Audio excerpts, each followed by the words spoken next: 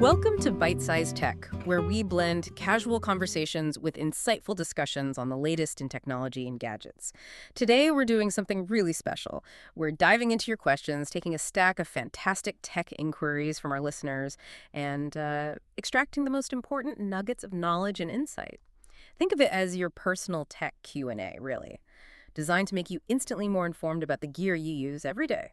Yeah, and we've got a brilliant lineup of questions that really get to the heart of everyday tech decisions. These aren't just, abstract things. These are the real-world scenarios you might be facing right now. Stuff like upgrading your TV, figuring out those HDMI cables. It's all about helping you navigate your own gadget dilemmas with a bit more confidence. Okay, let's unpack this then. Our first listener, Chuck, sent in a brilliantly detailed picture of his setup and his goals for an upgrade. He's a longtime Panasonic fan, seems pretty comfortable with his existing Fire TV streaming device from several years back, and he's looking to replace a 50-inch Sony Bravia LED that's probably seen better days. So Chuck's got two main options on the table. First, there's a factory-refurbished 55-inch Panasonic W95A Mini LED that's going for about $377, which sounds pretty sweet. Nice price. Or, for a bit more, $677, he could step up to a Z85 OLED. He was initially aiming for maybe $500, but he says he's willing to stretch if the quality jump is really there. Now, his viewing habits are quite specific. About 2 hours of streaming daily, movies, general shows. The room is dimly lit, he says, but definitely not pitch black. Okay. And the TV's on a wall-mounted arm, angled out, and he often listens via headphones from his kitchen table. Okay, here's where Chuck's priorities come in, and this is what makes this question so interesting for all of us. In order, he prioritizes contrast, then true color, followed by detail, and finally, brightness. Contrast first, okay. Exactly. And his worries are really common ones, too. He's concerned an OLED might make bright scenes look dull, and maybe that OLED tech is somehow outdated, which is interesting. On the MiniLED side, he's worried it won't be a significant enough jump in picture quality from his current LED. So how do we even start to unpack all of Chuck's considerations here? Well, what's great is how clearly Chuck laid out his needs, especially those top priorities. Yeah. When you list contrast and true color right at the top, that immediately points towards OLED. The reason is that OLED's perfect blacks, they come from each pixel being its own light source. It can just turn off completely. For true inky black, that gives you just unparalleled contrast. Right. And for a dimly lit room like Chuck's, an OLED should generally be plenty bright enough. Those perfect blacks will really pop. That perfect black level sounds incredible, yeah. But Chuck's worry about OLED looking dull in bright scenes or being outdated, is there any truth to that, or is it mostly a misconception? It's largely a misconception, especially with the newer OLED panels we're seeing. Now, it's true that MiniLED, like that W95A, it can get considerably brighter overall, particularly for SDR viewing, that's standard dynamic range. But OLEDs, especially the ones with newer tech like MLA panels, they've made huge strides in brightness. And for HDR content, high dynamic range where you want those bright highlights to really sparkle, the OLED's infinite contrast still gives it this incredible advantage, even if the peak brightness numbers aren't quite as high on paper as some mini OLED. Okay. That said, the W95A Mini LED is also a great TV. Using those tiny LEDs allows for much finer control over brightness zones. It gets an excellent picture, lots of pop. So for Chuck, this decision really boils down to a fundamental choice. It's absolute contrast and color accuracy with OLED versus maximum brightness potential with MiniLED. So what does this really mean for someone like Chuck, or maybe for you listening, thinking about your own upgrade? Is there like a better safe than sorry approach? Like, go with the W95A Mini LED just to avoid any potential hassle if the OLED isn't quite bright enough for his taste. That's one way to look at it, yeah. The safe bet. But if you're like Chuck and you'll always wonder what if about that perfect black level, and contrast is truly king for you, then the Z85 OLED is probably where you want to be. It's as good as it gets in that specific area. So it really comes down to knowing your priorities and maybe your tech personality too. Exactly. Knowing what you'll appreciate most day in and day out. That actually leads us perfectly to another listener, simply JHE. They're also kind of grappling with this Mini A versus OLED choice for an upgrade. They're looking at the LG C4 and G4, both OLEDs, or the Hisense U8NQ, which is a Mini AA, and they're viewing from about 10 feet away in a spacious living room. So quite a different setup from Chuck's. Got some serious real estate to fill there. How do we guide simply JHE? All right, 10 feet in a spacious room. That changes things a bit. If money isn't a huge limiting factor in your decision, the advice here is pretty straightforward. Go OLED.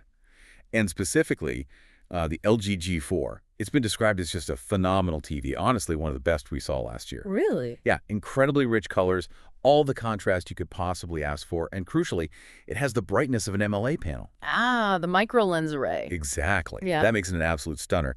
An MLA panel uses these microscopic lenses to focus the light more efficiently, significantly boosts peak brightness, helps with viewing angles too, which is great for a spacious room. Okay, that makes a strong case for the G4, but for simply JHE in that big room, it raises that point we touched on.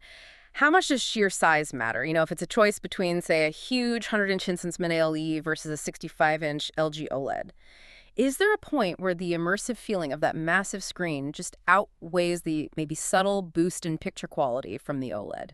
That's an excellent question. And it really gets to the heart of personal preference, doesn't it? For many people, the sheer scale of a larger screen, especially viewing from 10 feet back, it provides an undeniably more immersive experience. It just fills your vision more. Yeah, totally. So while a G4 might offer, technically, slightly better picture quality side by side, the impact of a significantly larger screen can often be more powerful for general viewing.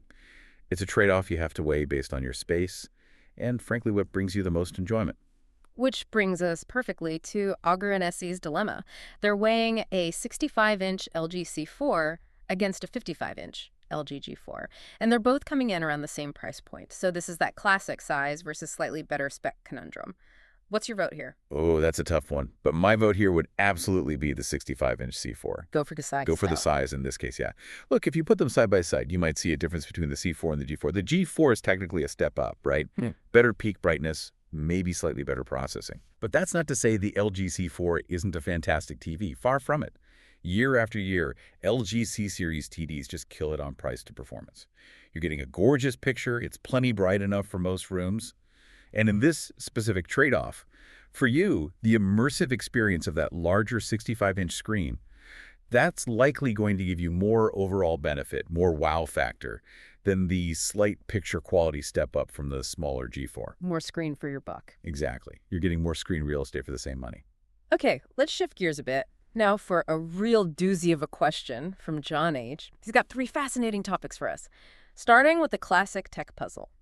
How do you distinguish between HDMI cable generations when there's no wording on them, other than, you know, plugging them in one by one and hoping for the best? We've all been there, right? Digging through a box of old cables. Oh, yeah. The dreaded cable drawer. They all look the same. Absolutely. It's a universal frustration. Honestly, when it comes to HDMI cables, I tend to keep it pretty simple. Usually I just go with what's recommended by the products I'm connecting. Like for my PS5, I use the officially licensed PlayStation cables. I just trust that'll get the job done. For a lot of basic connections, the old "if it works" mantra kind of holds true. A digital signal is either getting there or it isn't, mostly. Okay, so when does "if it works" not apply? When do we actually need to worry about the HDMI version and making sure we have that higher bandwidth cable? That's the key nuance, exactly. While the signal itself is digital, binary, the amount of data the cable can reliably push through per second, that's critical for modern features. Think HDMI 2.1. That's not just a number. It's the gateway to things like 4K resolution at 120 frames per second for gaming. Right, essential for new consoles. Or getting full resolution Dolby Atmos audio back from your TV to your soundbar using EARC. That's the Enhanced Audio Return Channel. Oh, okay. A standard HDMI 2.0 cable just doesn't have the bandwidth for those really demanding signals. It can't handle it. So labels are key then? Labels help, yeah. A good tip is to look for premium certified cables. Those are licensed to reliably pass 4K content. And for the full HDMI 2.1 features, look for ultra high-speed certified cables. Monoprice is often a good place to start for quality cables that aren't ridiculously priced. Good tip. And honestly, if you're stuck with a bunch of unlabeled cables, my advice is maybe try the cheapest looking ones first from a place with a good return policy. It might mean trying them one by one, yeah, but it saves you potentially overpaying for a fancy cable that gives you zero extra performance for your specific setup. That's super helpful advice. Okay, John's second question is about the time frame for replacing soundbars or sound systems. He currently has an LG G4 TV paired with a Vizio 5.1.2 soundbar surround system using ARC. He mentions that, yeah, he had to do an update to get it playing nicely with the TV, but now it's performing well. Okay, good. So he's wondering, should he upgrade to a newer version, explore a different brand, or just, wait for future advancements? Ah, the upgrade itch. My philosophy here is pretty simple. If your sound system is working well for you right now, no major headaches, no connection nightmares, keep writing it out. Just stick with it. Seriously. There's no fixed timeline for upgrading sound systems like there might be for, say, smartphones. It's really only worth upgrading when you have the budget and the reason for a significant upgrade, not just a minor version bump or like a sideways move to something similar. I hear that. It's so easy to get caught up in the cycle. But for our listeners who are thinking about an upgrade, what are the actual signs it might be time? Beyond just wanting the new shiny thing, what really counts as a significant upgrade in the sound world? That's a great distinction to make. A significant upgrade might mean going from a basic 2.1 soundbar to maybe a dedicated AV receiver with separate speakers for a true surround sound experience, or perhaps upgrading from a 5.1 setup to a full-fledged Dolby Atmos system with actual height channel speakers in the ceiling, or upward firing ones for that truly immersive 3D audio if you didn't have that before. Right, adding a whole new dimension. Exactly. Maybe consider upgrading if you can finally go wireless where you previously had speaker wires running everywhere. Or if you can add components like a better subwoofer that genuinely enhance your experience for a good price. Or, if you just stumble upon a truly killer deal, it's too good to pass up. Okay. But if you're genuinely enjoying what you have, don't feel pressured. Don't upgrade until something actually breaks, or you identify a clear, compelling reason where spending the money will give you a noticeably better audio experience. John's 5.1.2 setup sounds perfectly decent for his needs right now. Gotcha. Okay, finally, John wants recommendations for moving big TVs larger than 65 inches, especially when they're on swivel and mount stands. He says he's currently grabbing from the top and bottom, putting his hands on the screen side, and applying force to push it back into position against the wall. He's wondering if there's a better, safer way. And yeah, it sounds a bit nerve-wracking handling those huge screens. It definitely can be, especially with those giant, thin panels. But the good news, John, is you're likely doing it just fine. TVs are generally more durable than you might think when it comes to just basic maneuvering like that. Yeah. I remember trying to reposition my own 75-inch TV on its swivel mount, and yeah, there was definitely a moment of panic where it felt heavier and more awkward than I expected. Been there. So we shouldn't be too worried about damaging the panel itself with a bit of gentle pressure. Generally, no. Yeah. Think about how these things are shipped sometimes under pretty rough conditions, and most arrive perfectly intact. Actual screen issues from minor handling, like repositioning, are pretty rare. The key thing is to avoid putting intense focused pressure on one small point on the screen itself, and try not to twist or flex the panel. Okay. The safest approach for really large screens is always to lift or maneuver using the bottom edge and the side frames or bezels. Yeah. And ideally, have two people for anything over 65 inches. It just makes it so much easier and safer. If putting your hands directly on the screen surface for grip makes you nervous, and I get that you can always use a clean microfiber towel between your hand and the screen, offers a little extra peace of mind, protects against smudges too. But the core method, supporting from the frame and bottom, that's fundamentally sound. Okay, so wrapping things up. Whether you're debating OLED versus MiniLED like Chuck and Simply JHE, or trying to decipher that jungle of HDMI cables like John, or even just wondering about the lifespan of your sound system, what seems to stand out again and again is how much our personal habits and our specific environments really shape what the best tech choice actually is for us. It's not always about the absolute leading edge specs on paper, but more about what fits your life and genuinely enhances your enjoyment. Indeed, yeah.